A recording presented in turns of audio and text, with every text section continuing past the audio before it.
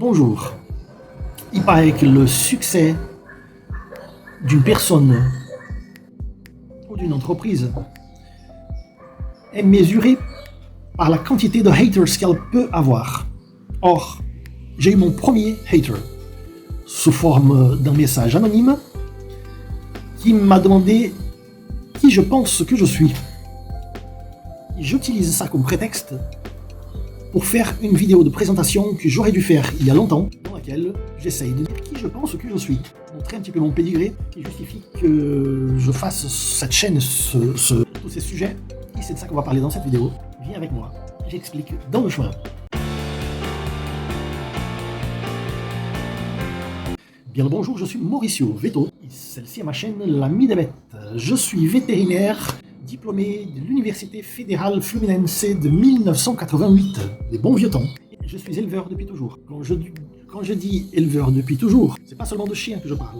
Même parce que quand j'avais 5 ans, et je demandais un titre de cadeau d'anniversaire à ma mère d'avoir un petit chien, elle m'a dit que non.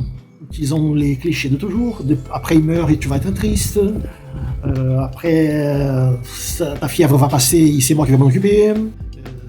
Des choses comme ça. Et ça, c'est devenu une espèce de rituel masochiste au sein de ma famille où je demandais, et mes parents niaient. Ma grand-mère m'a donné à titre de cadeau une petite encyclopédie du chien en anglais de 1967 que j'ai reçu en cadeau en 69. J'avais donc 5 ans et c'est mon livre de poche, mon livre de chevet depuis ce moment-là et je l'amène partout. Il est aujourd'hui ici avec moi, encore, la nouvelle encyclopédie canine en anglais que j'essayais de traduire avec un dictionnaire à côté. Ça m'a fait du bien, ça m'a fait très bien. C'était très très bien comme livre, je plongeais là-dedans et je me retrouvais, mais je ne pouvais pas avoir des chiens. Et donc je commençais à élever des hamsters chez des voisins, chez mon grand-père, mon vieux grand-père portugais, qui était éleveur de canaris dans le temps, a repris l'élevage pour moi, je le remercie, papy.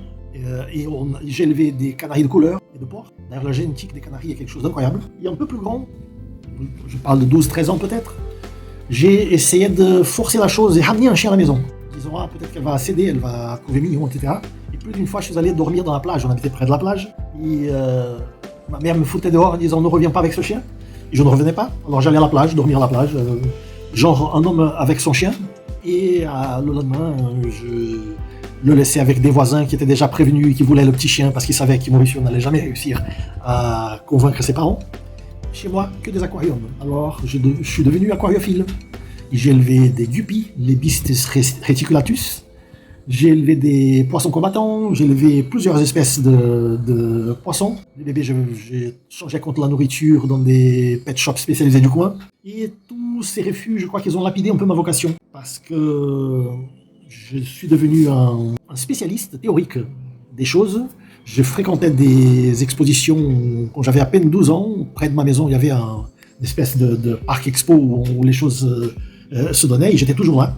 À chaque semaine, j'avais une race préférée et je étudiais à fond la race, en fantasion comment ça aurait été de l'avoir. Et je n'ai pas fait vétérinaire très vite. Au départ, je crus ne pas mélanger les choses, éleveur et chien malade, rien à voir. Et donc, j'ai fait mes études d'ingénieur les 2 premières années de cours. Après quoi, j'ai fait 1 année de médecine humaine.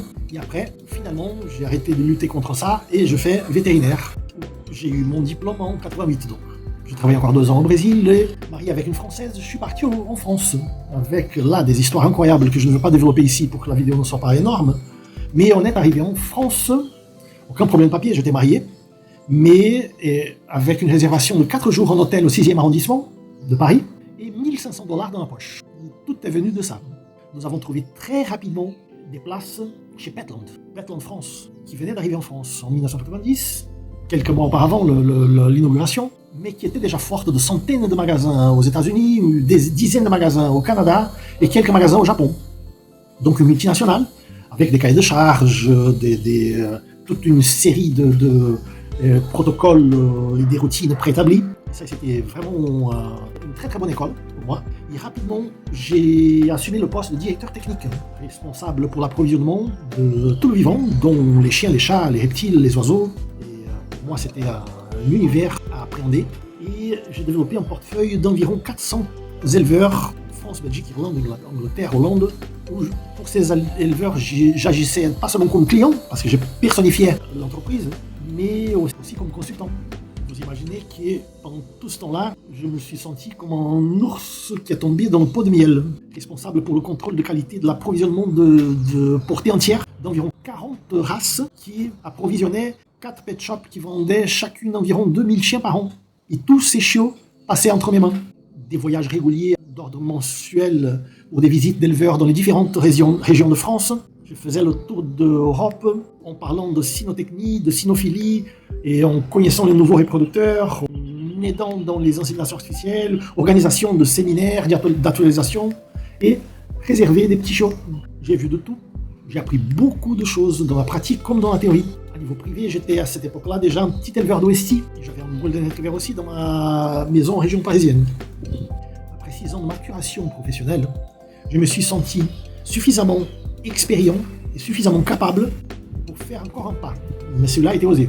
J'ai proposé au PDG de Petland Europe de démembrer le service que j'animais à l'époque et me tourner une entreprise à part entière qui serait en quelque sorte subsidiaire de la maison mère. J'ai perdu mon salaire, mais je suis devenu consultant. J'ai acheté une ferme, là on est en 1996, j'ai acheté une ferme de 70 hectares à 2 heures de Paris. Je suis devenu exploitant agricole et entrepreneur. J'ai gardé le réseau d'éleveurs que j'animais déjà. J'avais à ce moment-là une ferme avec 50 vaches en croisement industriel. J'avais des salaires en croisement industriel avec du charolais et un super projet d'installation d'un chenil que je considérais l'idéal pour 150 reproducteurs avec 10 employés. Et ça, c'est le côté le plus intéressant parce que les 10 employés étaient comme s'ils étaient les gestionnaires des 150 reproducteurs. Donc ça faisait 15 reproducteurs par employé. Et les employés les menaient comme c'était un petit élevage. Ils venaient travailler, ils passaient 6 heures en s'amusant avec les chiens, en s'occupant des chaleurs, en donnant à boire et à manger. Et moi, je contrôlais les gens qui contrôlent. Et parallèlement, dans ma région, qui avait besoin de revitalisation au niveau rural, j'ai stimulé les exploitants agricoles et leurs épouses à commencer à s'initier dans la cynophilie, avec 10 avant-reproducteurs de ma propriété en intégration. Ces reproducteurs, je puisais dans les chiens de mon élevage, qui étaient toujours en renouvellement. En 97, il y a eu commencé à avoir le problème de la vache folle. Je me suis rendu compte avec un minimum d'anticipation et j'ai réussi à placer mon élevage bovin. J'ai fait une conversion. Je transformais mon exploitation en haras d'élevage de pur sang arabe. Et à cette hauteur, mon affix Avalon Ranch était plus connu par les pur sang arabes que par les chiens. Mes chevaux ont des très très bons résultats en show et en sport. Et encore aujourd'hui, on trouve Avalon dans les pédigrés de divers chevaux arabes, en France comme ailleurs. J'ai une petite photo ici de mon étalon, devenu Best in Show à Toulouse 99. Et aussi à Paris dans le championnat du monde, aussi en Belgique dans le championnat d'Europe, et aussi en Aix-la-Chapelle en Allemagne, à la Coupe des Nations. Très bons résultats de mes étalons et de leurs produits. Avec mon divorce en 2004, mon épouse à l'époque, elle est restée avec le haras, qui existe jusqu'aujourd'hui dans l'ouest de la France, avec le nom d'Avalon 2. Là, on était déjà en 2005.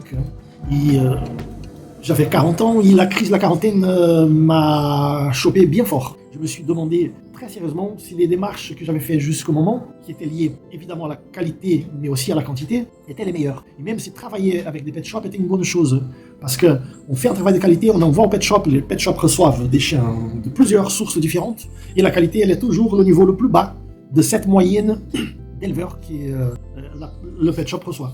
Donc je me posais des vraies questions à ce niveau-là. Et en conséquence de cette réflexion, j'ai fait un changement de direction radical, avec des conclusions logiques, que la qualité devrait primer au détriment de la quantité. Alors j'ai fait des choix, j'ai alphorié, j'ai donné de la liberté aux éleveurs intégrés, j'étais très content de ça, disons-le. Et évidemment, je les ai aidés dans la transition, au niveau des bouchers et de tout ce dont ils avaient besoin. Mais j'ai recentré mon élevage. Et à ce moment-là, j'ai passé à élever seulement des chiens d'élevage propre, centrés sur des chihuahuas, des yorks, des cavaliers, des jack russell et des akita américains.